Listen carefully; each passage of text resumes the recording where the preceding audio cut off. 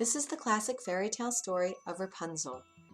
Part 1. The Carpenter and His Wife. Once upon a time, there lived a carpenter and his wife. More than anything, they wanted a child of their own. At long last, their wish came true. The wife was going to have a baby. From the second-floor window of their small house, the wife could see into the garden next door.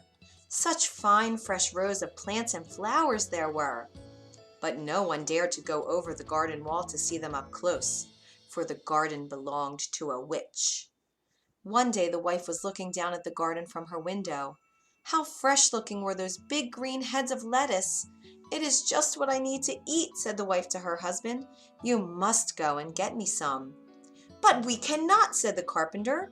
"You know as well as I do that the garden belongs to the witch who lives next door."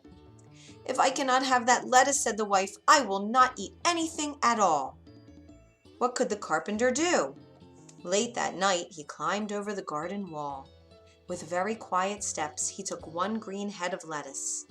With more quiet steps he went back over the garden wall. His wife ate up the lettuce right away, but eating the lettuce only made her want more. If she could not have more lettuce, she said, there was nothing she would eat at all. So the next night the carpenter climbed back over the garden wall. He picked up one more head of lettuce. All at once came a high, loud voice. "Stop! What do you think you are doing?" I'm getting lettuce for my wife," said the carpenter. "You thief!" yelled the witch. "You will pay for this." "Please," said the carpenter, "my wife is going to have a baby. She saw your lettuce and wanted it so very much." "Why should I care about that?" shouted the witch. "I will do anything," said the carpenter. He thought, "Maybe I can build her something." "You say you will do anything?" said the witch. "Yes," he said. "Fine," said the witch. "Here's the deal. Go ahead, take all the lettuce you want. Your wife will have a baby girl, and when she does, the baby will be mine." "What?" said the carpenter. "I would never agree to that." "You already did," said the witch, and she laughed an evil laugh. Ha ha ha! Part 2. The Tower. Soon the wife had a baby girl, just as the witch had said. To keep the baby safe from the witch, the carpenter built a tall tower deep in the woods. He built stairs that led up to the room at the very top, a room with only one window. He and his wife took turns staying there with the baby. But the witch had a magic ball. The ball showed her just where the baby was, at the top room of the tower. One day, when the carpenter and his wife were both in the house, she cast a spell over both of them. They fell into a deep, deep sleep, and at once the witch went to the tower. At the top room, the witch said to the baby, "I will call you Rapunzel, for that is the name of the lettuce that brought you to me. Now, Rapunzel, you are mine." But the witch did not know how to care for a baby. Rapunzel grew into a child, and the witch did not even know how to cut her hair.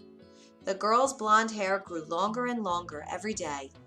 All the witch could do was keep the child locked in the room at the very top of the tower. She told the girl that the world was a very bad place, and that was why she could not leave the tower. As she grew up, many times Rapunzel said to the witch, "There is nothing here for me to do. Why must I stay in this tower all the time?" And the witch shouted back, "I already told you so many times. The world is a very bad place. Now go comb your hair and be quiet." "But is it really so bad out there? Sometimes I hear people laughing down below," Rapunzel would say. At such times the witch would yell, "How many times do I have to repeat myself? Don't listen to anything you see or hear out there. The world is much worse than you think. You will stay in this tower forever, Rapunzel, so get used to it." On her 12th birthday, Rapunzel said to the witch, "I do not care what you say anymore. I am so tired of staying here alone all the time. When you are gone, I will chip away at the door. I will make a hole. I will run down the stairs and outside no matter what you say." "Think again," said the witch. With her power, she made all the stairs in the tower fall down. She made the doors close up forever. Now there was no way for Rapunzel to escape. Part 3. The Singing Voice. By then, Rapunzel's hair had grown very, very long. Once the stairs were gone, when it was time for the witch to visit her in the tower, she would call from outside, "Rapunzel, Rapunzel, let down your hair." Rapunzel would throw her long blonde braid out of the window. The witch would grab hold of her hair like a rope, and that is how the witch climbed up to the tower wall to the window in Rapunzel's room. 5 long years went by. Poor Rapunzel! She knew she must stay in the room, but all she could do was to sing sad songs out of the window. Sometimes birds at the treetops would join in her songs. Then she would feel a little bit better, but not very much. One day, a prince was riding through the woods. He heard the most beautiful singing voice. Where was it coming from? He rode closer and closer to the sound. At last he came to the tower. "This is odd," he said, looking around the tower wall. "There is no door at the bottom, yet someone is singing at the very top. How does anyone get in or out of there?" Each day the prince came back to the tower. There was something about that voice that pulled him back. Who was that young woman singing at the top? Could he ever meet her? One day when the prince rode up, he saw an old woman standing at the bottom of the tower. He jumped behind the tree to hide. It was the witch. He heard her call out, "Rapunzel, Rapunzel, let down your hair." A long blonde braid was thrown out from a window at the very top. The old woman grabbed onto the braid, and she climbed the wall to the top of the tower. "Aha!" said the prince. "So that is how it is done." And he waited and waited. After a bit, the braid was thrown from the window again. The witch climbed back down the wall, and then she left. The prince waited some more. Then he stepped up to the tower. In a voice that sounded as much like the witch as he could, he called out, "Rapunzel, Rapunzel, let down your hair." In a moment, the same long blonde braid came out of the window. It worked, thought the prince, and he climbed up the wall of the tower. You can be sure that Rapunzel was very surprised to see the prince climb through her window. She had never seen a person up close before other than the witch, and never a man. "Who are you?" she said in fear. "Do not worry," said the prince. "I am a friend." "But I do not know you," said Rapunzel. "I feel as if I know you," said the prince. "I have heard you singing songs from up here day after day. I love your voice, and I love it when the birds sing with you too." "Yes, I like that too," said Rapunzel. "It may be the only thing I like, since I must stay here in this same old tower day after day, my whole life long." Rapunzel told the prince about the witch. She told him that since the world was such a very bad place, she must always stay in the tower forever. "But the world is not as bad as she says," said the prince. He told Rapunzel about flowers and festivals, games and gardens. He told her about puppies and puddles, strawberries and secrets. Many hours went by. At last Rapunzel said he must go. The witch may come back at any moment. "Very well," said the prince, "but I will be back tomorrow." Rapunzel threw her braid out the window, and the prince climbed down. The next day the prince climbed back up to Rapunzel's room. He said, "I have a surprise for you," and he had brought strawberries for her. As she tasted a strawberry, Rapunzel thought, "Now I know that what I was told is not true. The world can be a very fine place. I must get out of this tower as soon as I can. But how?" Part 4. Plan to Escape.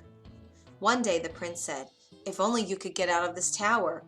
I can come and go by climbing up the walls by holding onto your braid. But once I am down, how can I get you down too?"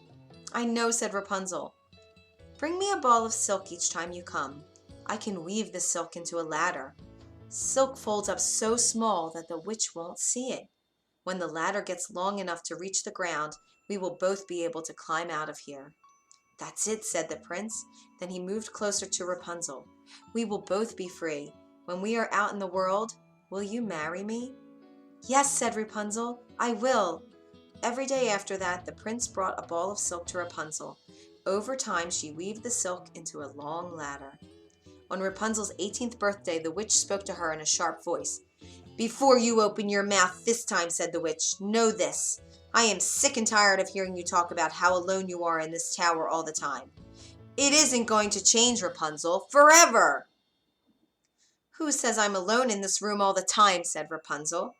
"What?" said the witch. "Who has been up here with you?"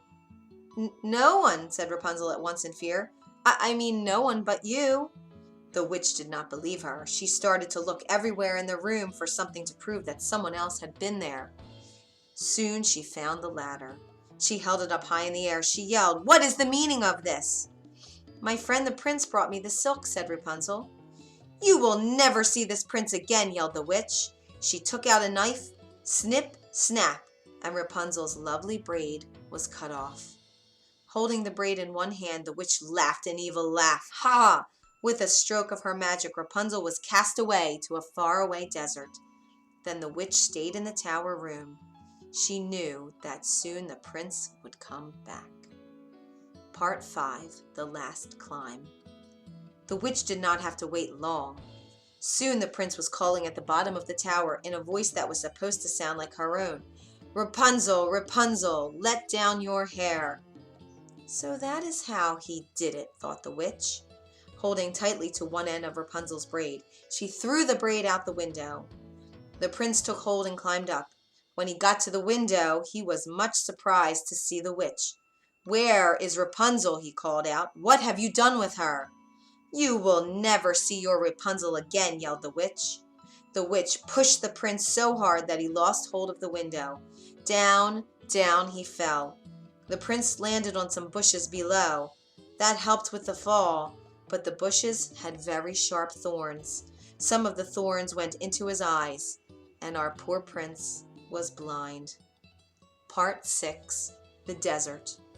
For 2 years the poor blind prince wandered the world looking for Rapunzel. From morning to night he called for her, but it was no use. At last he reached a desert. One day he heard a beautiful voice singing. He thought, "I know that voice." It was his dear Rapunzel. He went closer and closer to the voice he knew so well. "My prince," called Rapunzel when she saw him. The two of them hugged tight. 2 tears of joy fell into the eyes of the prince, and all at once he could see again. And what happened next? Well, I'm sure you can guess. The prince and Rapunzel went back to the kingdom where the prince lived. They were married as soon as they could. The prince became king of the land and Rapunzel became queen, and the two of them lived happily ever after. The end. If you enjoyed this classic tale, you can find more at storiestogrowby.org.